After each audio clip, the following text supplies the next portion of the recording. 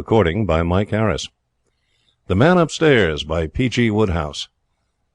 Chapter 9. Archibald's Benefit. Archibald Mealing was one of those golfers in whom desire outruns performance. Nobody could have been more willing than Archibald. He tried, and he tried very hard. Every morning before he took his bath, he'd stand in front of his mirror and practice swings. Every night before he went to bed, he'd read the golden words of some master on the subject of putting, driving, or approaching. Yet on the links most of his time was spent in retrieving lost balls, or replacing pieces of America. Whether it was that Archibald pressed too much or pressed too little, whether it was that his club deviated from the dotted line which joined the 2 points A and B in the illustrated plate of the man making the brassy shot in the Hints on Golf book, or whether it was that he was pursued by some malignant fate, I do not know. Archibald rather favored the last theory. The important point is that in his 31st year, after 6 seasons of untiring effort, Archibald went in for a championship and won it. Archibald, mark you, whose golf was a kind of blend of hockey, Swedish drill, and buck and wing dancing. I know the ordeal I must face when I make such a statement. I see clearly before me the solid phalanx of men from Missouri, some urging me to tell it to the King of Denmark, others insisting that I produce my Eskimos. Nevertheless, I do not shrink. I state once more that in his 31st year, Archibald Mealing went in for a golf championship and won it.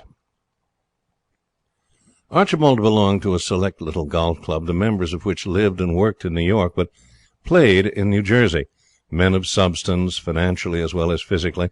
They had combined their superfluous cash, and with it purchased a strip of land close to the sea. This land had been drained, to the huge discomfort of a colony of mosquitoes who had come to look on the place as their own private property, and converted it into links, which had become a sort of refuge for incompetent golfers. The members of the Cape Pleasant Club were easy-going refugees from other and more exacting clubs, men who pottered rather than raced round the links, men, in short, who had grown tired of having to stop their game and stand aside in order to allow perspiring experts to whiz past them. The Cape Pleasant golfers did not make themselves slaves to the game.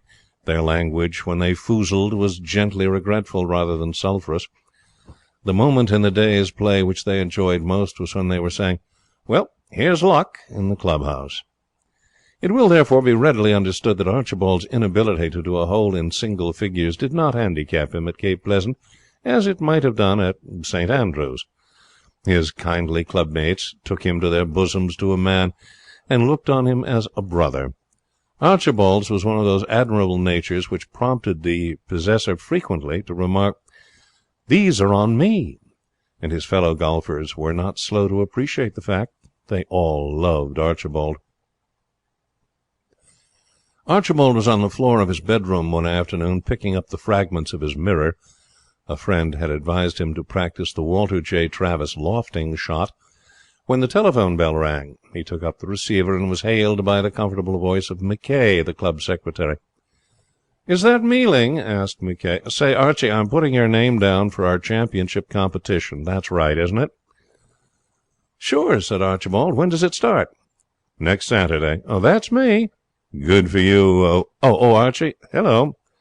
A man I met today told me you were engaged. Is that a fact?" "Sure," murmured Archibald, blushfully. The wire hummed with McKay's congratulations. "Oh, thanks," says Archibald. "Thanks, old man. What? Oh, yes. Milsom's her name. By the way, her family have taken a cottage at Cape Pleasant for the summer, some distance from the links. Very convenient, isn't it? Goodbye." Archibald hung up the receiver and resumed his task of gathering up the fragments.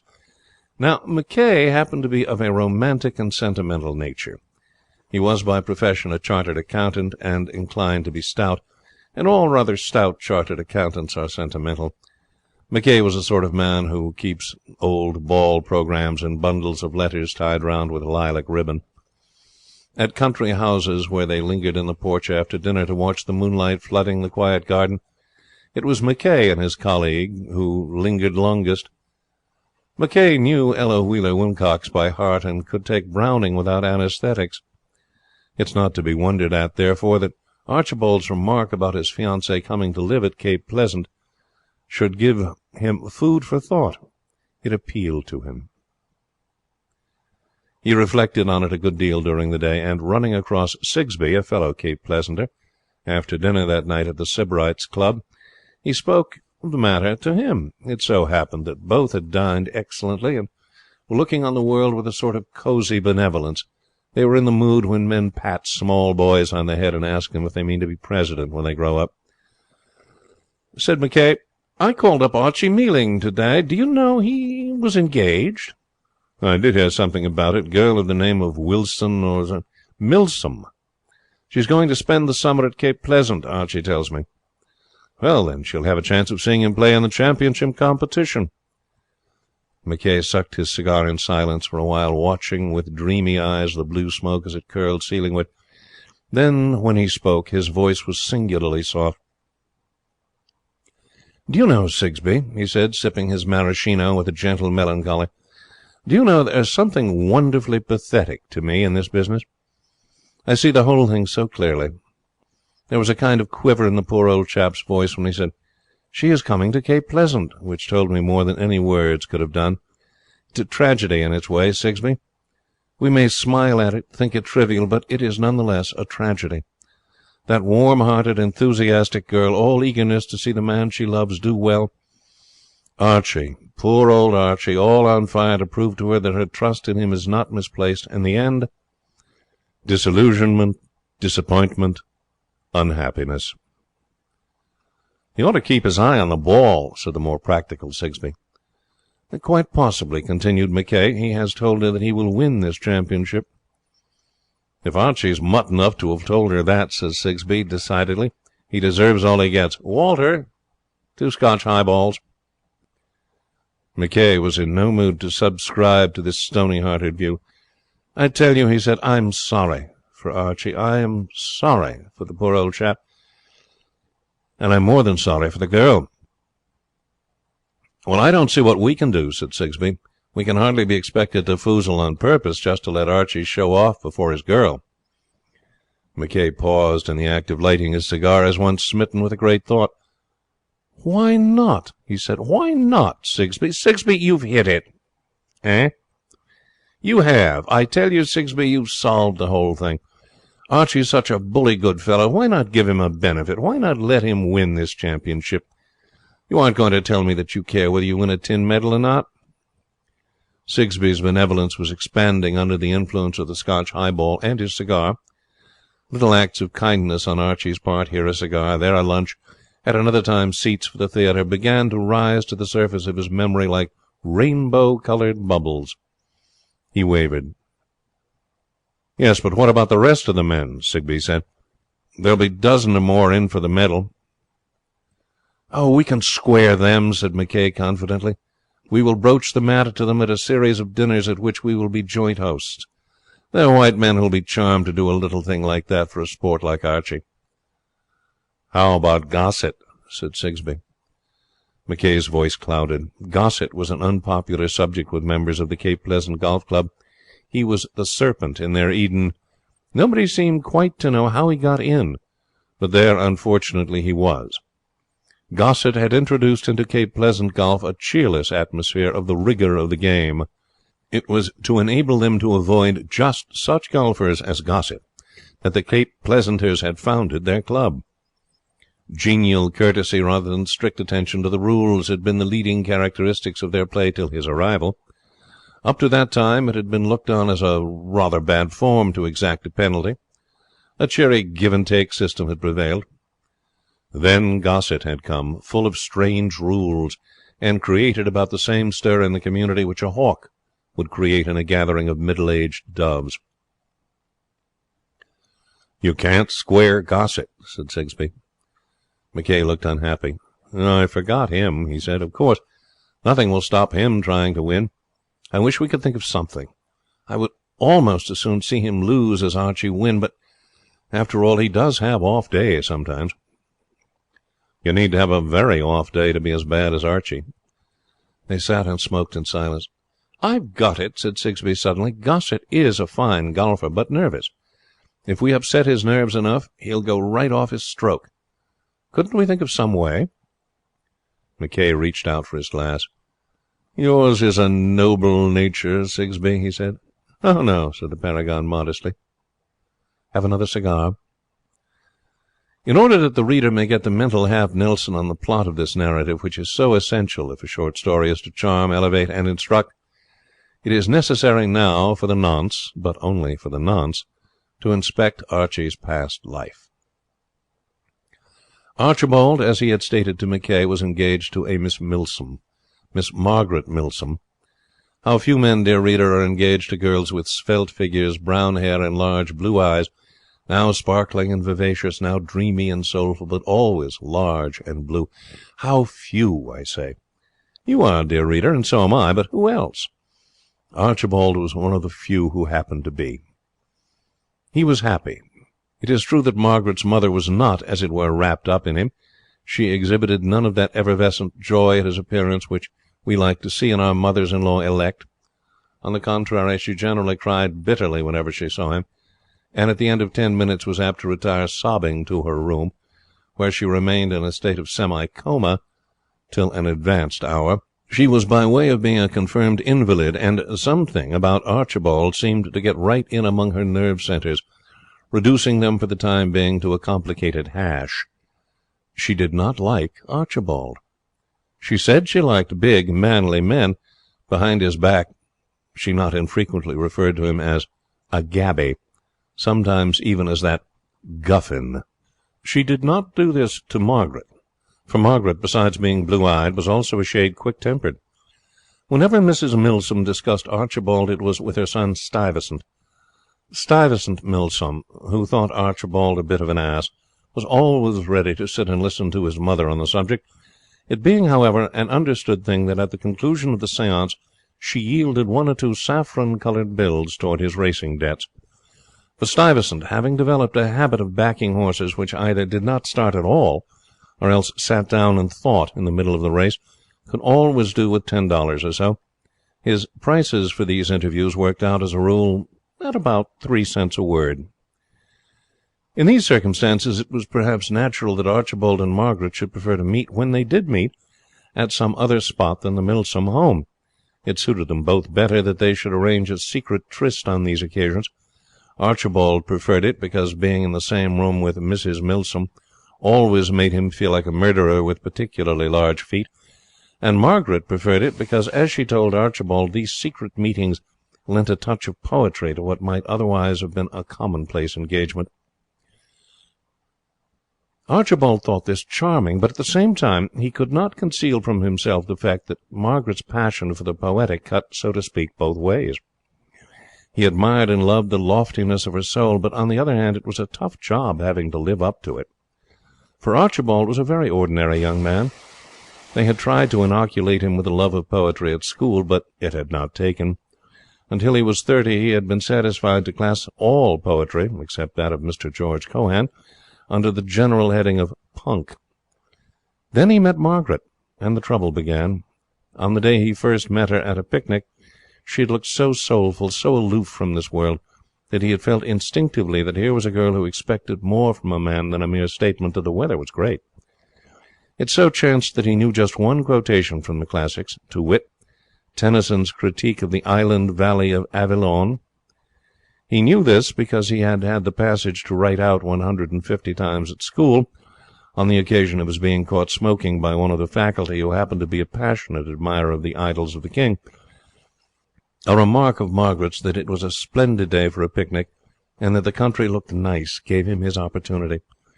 "It reminds me," he said, "it reminds me strongly of the island valley of Avilion, where falls not hail or rain or any snow, or ever wind blows loudly, but it lies deep meadowed, happy, fair, with orchard lawns." He broke off here to squash a hornet, but Margaret had heard enough. "Are you fond of the poets, Mr. Mealing?" she said with a far-off look. "Me?" said Archibald fervently. "Me? Why, I eat 'em alive." And that was how all the trouble had started. It had meant unremitting toil for Archibald. He felt that he had set himself a standard from which he must not fall. He bought every new volume of poetry which was praised in the press, and learned the reviews by heart. Every evening he read painfully a portion of the classics. He plodded through the poetry sections of Bartlett's familiar quotations. Margaret's devotion to the various bards was so enthusiastic, and her reading so wide, that there were times when Archibald wondered if he could endure the strain. But he persevered heroically, and so far had not been found wanting. But the strain was fearful. The early stages of the Cape Pleasant golf tournament need no detailed description. The rules of match play governed the contests, and Archibald disposed of his first 3 opponents before the 12th hole. He had been diffident when he teed off with McKay in the first round, but finding that he defeated the secretary with ease, he met one Butler in the second round with more confidence. Butler, too, he routed, with the result that by the time he faced Sigsbee in round 3, he was practically the conquering hero. Fortune seemed to be beaming upon him with almost insipid sweetness. When he was trapped in the bunker at the 7th hole, Sigsbee became trapped as well. When he sliced at the 6th tee, Sigsbee pulled, and Archibald, striking a brilliant vein, did the next 3 holes in 11, 9, and 12, and romping home, qualified for the final. Gossett, that serpent, meanwhile, had beaten each of his 3 opponents without much difficulty. The final was fixed for the following Thursday morning. Gossett, who was a broker, had made some frivolous objection about the difficulty of absenting himself from Wall Street, but had been overruled. When Sigsbee pointed out that he could easily defeat Archibald and get to the city by lunchtime if he wished, and that in any case his partner would be looking after things, he allowed himself to be persuaded, though reluctantly. It was a well-known fact that Gossett was in the midst of some rather sizable deals at that time. Thursday morning suited Archibald admirably. It had occurred to him that he could bring off a double event. Margaret had arrived at Cape Pleasant on the previous evening, and he had arranged by telephone to meet her at the end of the boardwalk, which was about a mile from the links, at 1 o'clock, supply her with lunch, and spend the afternoon with her on the water. If he started his match with Gossett at 11:30, he would have plenty of time to have his game and be at the end of the boardwalk at the appointed hour. He had no delusions about the respective merits of Gossett and himself as golfers. He knew that Gossett would win the necessary 10 holes off the reel. It was saddening, but it was a scientific fact. There was no avoiding it. One simply had to face it. Having laid these plans, he caught the train on the Thursday morning with the consoling feeling that, however sadly the morning might begin, it was bound to end well. The day was fine, the sun warm, but tempered with a light breeze. 1 or 2 of the club had come to watch the match, among them Sigsbee. Sigsbee drew Gossett aside. "You must let me caddy for you, old man," he said. I know your temperament so exactly. I know how little it takes to put you off your stroke. In an ordinary game you might take one of these boys, I know, but on an important occasion like this you must not risk it. A grubby boy, probably with a squint, would almost certainly get on your nerves. He might even make comments on the game, or whistle. Did I understand you? You must let me carry your clubs." "Oh, it's very good of you," said Gossett. "Oh, not at all," said Sigsbee. Archibald was now preparing to drive off from the first tee. He did this with great care. Everyone who has seen Archibald Mealing play golf knows that his teeing off is one of the most impressive sights ever witnessed on the links.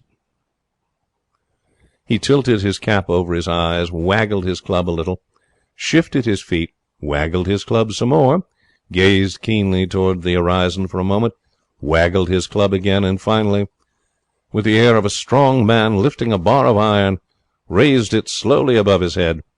Then, bringing it down with a sweep, he drove the ball with a lofty slice, some 50 yards. It was rarely that he failed either to slice or pull his ball. His progress from hole to hole was generally a majestic zigzag. Gossett's drive took him well on the way to the green.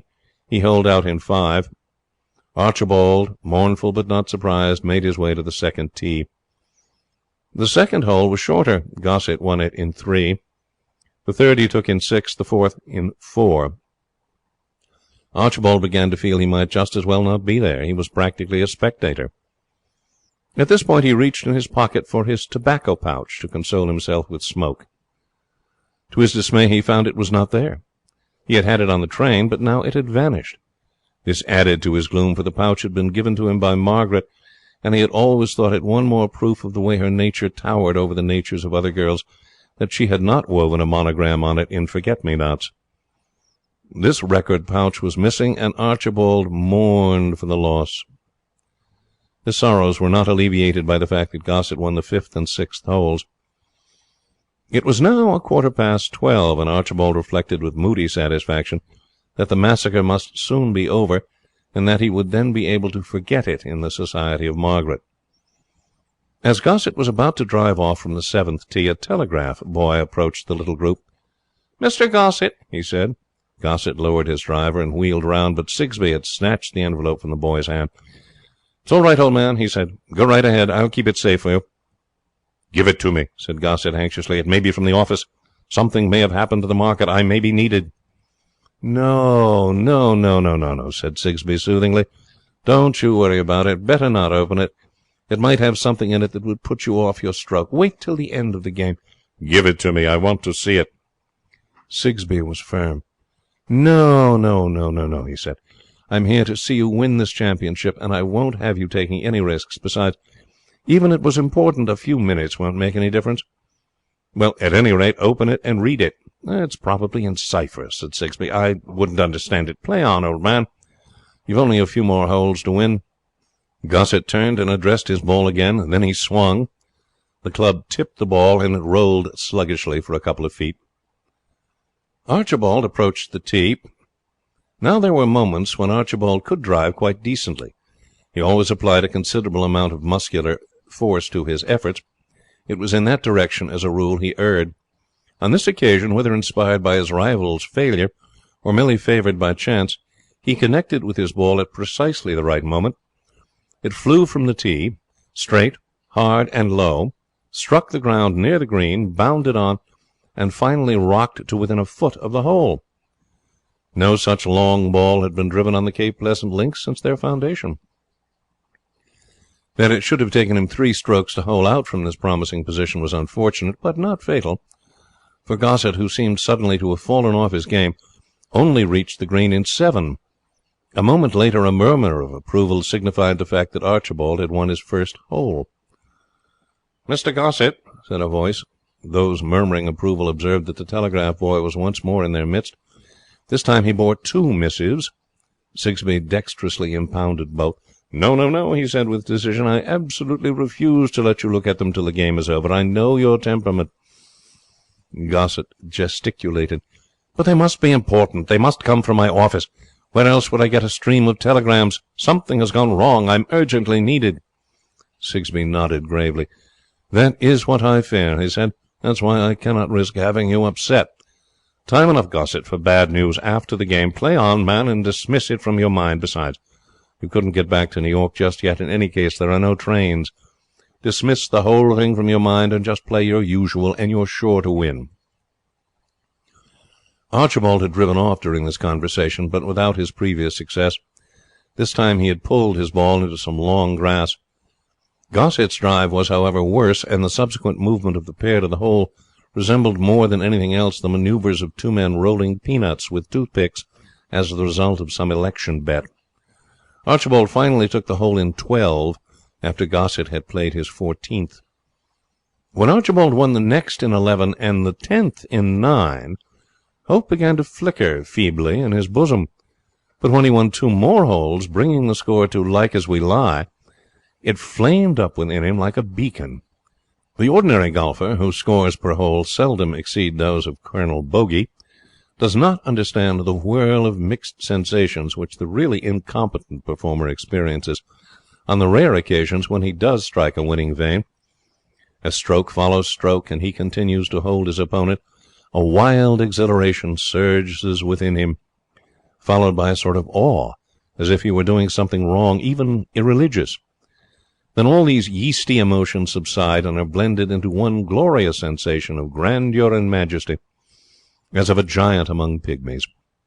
By the time that Archibald, putting with the care of one brushing flies off a sleeping Venus, had holed out and won the 13th, he was in the full grip of this feeling, and as he walked to the 15th tee, after winning the 14th, he felt that this was life, that till now he had been a mere mollusk.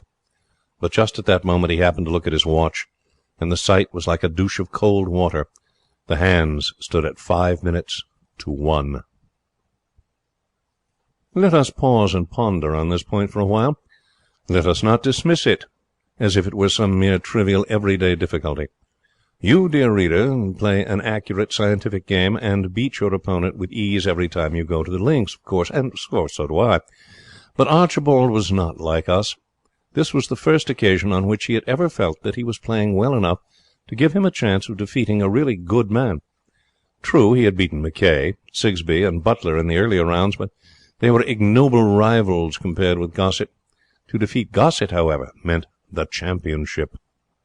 On the other hand, he was passionately devoted to Margaret Milsom, whom he was due to meet at the end of the boardwalk at 1 sharp. It was now 5 minutes to 1, and the end of the boardwalk still a mile away. The mental struggle was brief, but keen. A sharp pang, and his mind was made up. Cost what it might, he must stay on the links. If Margaret broke off the engagement, well, it might be that time would heal the wound, and that after many years he would find some other girl for whom he might come to care in a wrecked, broken sort of way. But a chance like this could never come again. What is love compared with holding out before your opponent? The excitement now had become so intense that a small boy, following with the crowd, swallowed his chewing gum. For a slight improvement had become noticeable in Gossett's play, and a slight improvement in the play of almost anyone meant that it became vastly superior to Archibald's. At the next hole the improvement was not marked enough to have its full effect, and Archibald contrived to halve. This made him 2 up and 3 to play, what the average golfer would consider a commanding lead. But Archibald was no average golfer. A commanding lead for Archibald would have been 2 up and 1 to play. To give the public of his best, your golfer should have his mind cool and intent upon the game, inasmuch as Gossett was worrying about telegrams, while Archibald, strive as he might to dismiss it, was haunted by a vision of Margaret standing alone and deserted on the boardwalk. Play became, as it were, ragged. Fine putting enabled Gossett to do the 16th hole in 12, and when winning the 17th in 9 he brought his score level with Archibald's, the match seemed over. But just then, "Mr. Gossett," said a familiar voice. Once more was the much-enduring telegraph boy among those present. "Try this time," he observed. Gossett sprang, but again the watchful Sigsbee was too swift. "Be brave, Gossett, be brave," he said. "This is a crisis in the game. Keep your nerve. Play just as if nothing existed outside the links. To look at these telegrams now would be fatal." Eyewitnesses of that great encounter will tell the story of the last hole to their dying day. It was one of those titanic struggles which time cannot efface from the memory. Archibald was fortunate in getting a good start. He only missed twice before he struck his ball on the tee. Gossett had 4 strokes ere he achieved the feat. Nor did Archibald's luck desert him in the journey to the green. He was out of the bunker in 11. Gossett emerged only after 16. Finally, when Archibald's 21st stroke sent the ball trickling into the hole, Gossett had played his 30th. The ball had hardly rested on the bottom of the hole before Gossett had begun to tear the telegrams from their envelopes. As he read, his eyes bulged in their sockets. "Not bad news, I hope," said a sympathetic bystander. Sigsbee took the sheaf of telegrams. The first ran, "Good luck. Hope you win. Mackay." The second also ran, "Good luck. Hope you win. Mackay." So, singularly enough, did the 3rd, 4th, 5th, 6th, and 7th. "Great Scott," said Sigsbee. "He seems to have been pretty anxious not to run any risk of missing you, Gossett."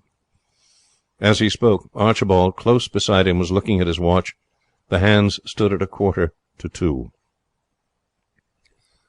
Margaret and her mother were seated in the parlour when Archibald arrived. Mrs. Milsom, who had elicited the fact that Archibald had not kept his appointment, had been saying "I told you so" for some time, and this had not improved Margaret's temper. When, therefore, Archibald, damp and dishevelled, was shown in, the chill in the air nearly gave him frostbite.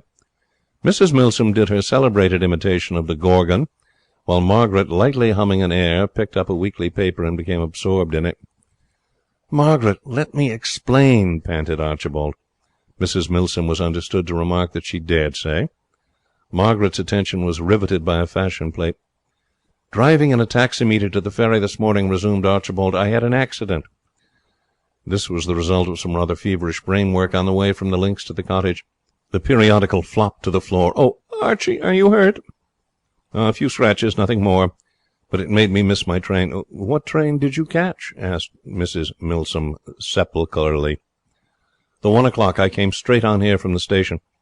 "Why," said Margaret, "Stuyvesant was coming home on the 1 o'clock train. Did you see him?" Archibald's jaw dropped slightly. No." "How curious," said Margaret. "Very curious," said Archibald. "Most curious," said Mrs. Milsom. They were still reflecting on the singularity of this fact when the door opened and the son of the house entered in person. "Thought I should find you here, Mealing," he said. "They gave me this at the station to give to you. You dropped it this morning when you got out of the train." He handed Archibald a missing pouch. "Oh, thanks," said the latter huskily. "When you say this morning, of course you mean this afternoon, but thanks all the same. Thanks very much." "No, Archibald Mealing, he does not mean this afternoon," said Mrs. Milsom. "Stuyvesant, speak. From what train did what train did Mr. Mealing alight when he dropped the tobacco pouch?" "The 10 o'clock, the fellow told me. Said he'd have given it back to him then only, but he sprinted off in the deuce of a hurry." Six eyes focused themselves upon Archibald. "Margaret," he said, "I will not try to deceive you." "You may try," observed Mrs. Milsom, "but you will not succeed." "Well, Archibald?" Archibald fingered his collar. "There was no taximeter accident." "Ah," said Mrs. Milsom. "The fact is, I have been playing in a golf tournament."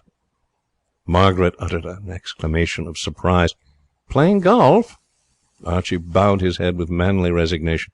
"Why didn't you tell me? Why didn't you arrange for us to meet on the links? I should have loved it." Archibald was amazed. "Oh, you take an interest in golf, Margaret? You? Why, I thought you scorned it, considering it an unintellectual game. I thought you considered all games unintellectual." "Why, I play golf myself. Not very well." "Margaret, why didn't you tell me?" "Well, I thought you might not like it. You were so spiritual, so poetic. I feared you would despise me." Archibald took a step forward. His voice was tense and trembling. "Margaret," he said, "this is no time for misunderstandings. We must be open with one another. Our happiness is at stake. Tell me honestly, do you like poetry really?" Margaret hesitated, then answered bravely. "No, Archibald," she said. "It is as you suspect. I am not worthy of you. I do not like poetry." "Ah, you shudder. You turn away. Your face grows hard and scornful." "I don't," yelled Archibald. "It doesn't. It doesn't do anything of the sort. You've made me another man." She stared, wild-eyed, astonished. What do you mean? Do you mean that you, too?" "I should just say I do. I tell you I hate the beastly stuff. I only pretended to like it because I thought you did. The hours I've spent learning it up. I wonder I've not got brain fever." "Archie, used you to read it up, too? Oh, if I'd only known." And you forgive me this morning, I mean?" "Well, of course. You couldn't leave a golf tournament. By the way, how did you get on?" Archibald coughed. "Well, rather well," he said modestly. "Pretty decently. In fact, not badly. As a matter of fact, I won the championship." "The championship?" whispered Margaret. "Of America?" "Well, not absolutely of America," said Archibald. "But all the same, a championship." "My hero." "You won't be wanting me for a while, I guess," said Stuyvesant nonchalantly. "Think I'll smoke a cigarette on the porch." And sobs from the stairs told that Mrs. Milsom was already on her way to her room.